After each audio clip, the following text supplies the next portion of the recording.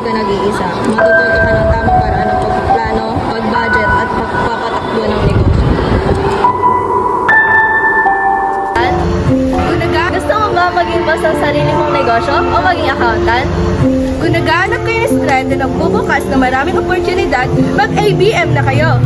Dito sa ABM, matututo ka kung paano magpatakbo ng negosyo, mag-manage ng pera at gumawa ng matatalinong financial decisions. Hindi lang naman ito para sa mga gustong maging accountant, kundi para rin sa mga nais maging matagumpay ang kanilang buhay at negosyo.